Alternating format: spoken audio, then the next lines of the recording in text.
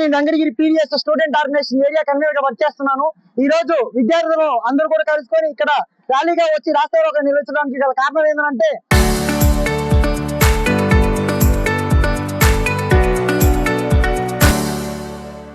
ఢిల్లీలో జంతర్ మంతర్ వద్ద విద్యార్థులు యువకులు అందరూ కలిసి కేంద్ర విద్యాశాఖ మంత్రి నీట్ పేపర్లకు లీక్ అయినందువలన బాధ్యత వహిస్తూ రాజీనామా చేయాలని చెప్పనేసి విద్యార్థులు శాంతియుక్తంగా ప్రదర్శన చేస్తుండగా విద్యార్థుల పైన అక్రమంగా పోలీస్ అధికారులు అలాగే మిలిటరీ అధికారులు విచ్చలవిడిగా ఒక గొడ్డును బాధినట్టు బాధి బరిగుడ్డుల లెక్కన కొట్టారు. విద్యార్థులందరూ కొడితే అలా విద్యార్థులు కొట్టి వాళ్ళందరినీ ఆసుపత్రి పాలు చేసి భయంకరంగా హింసించారు.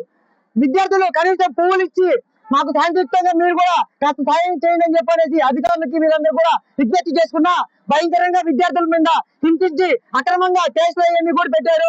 కనుక ఈ రోజు ఆంధ్రప్రదేశ్ రాష్ట్ర వ్యాప్తంగా అన్ని వామపక్ష విద్యార్థి సంఘం ఆధ్వర్యంలో ఈ రోజు ర్యాలీ నిర్వహించి ఇక్కడ రాస్తారోకో కార్యక్రమం చేస్తున్నాము. అలాగే ఎవరైతే విద్యార్థుల్ని అరెస్ట్ చేస్తారో వాళ్ళని వెంటనే విడుదల చేయాలని చెప్పనేసి మా పీడిఎస్ ఆర్గనైజేషన్ పరంగా అలాగే all Indian youth federation AIYF ఆధ్వర్యంగా మేము ఈ రోజు చెప్తున్నాము.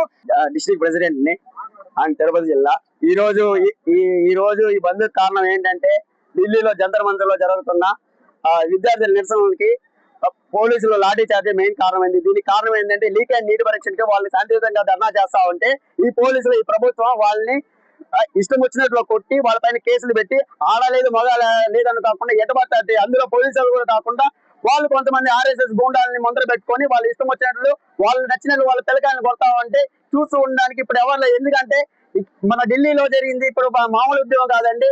ఇది జరిగింది ఏంటంటే మన స్వాతంత్రం రెండో స్వాతంత్రం కోసం ఏర్పాటు చేసిన ఉద్యమం.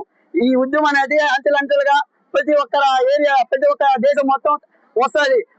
ఈ ఉద్యమంలో ప్రతి ఒక్కరు పాల్గొనే విద్యార్థులందరూ ఇక పైన నుంచి జంజీ ఉద్యమం అన్నారు కదా, అది ఢిల్లీలో ఏర్పాటు చేశారు. ఢిల్లీలో ప్రారంభమైంది.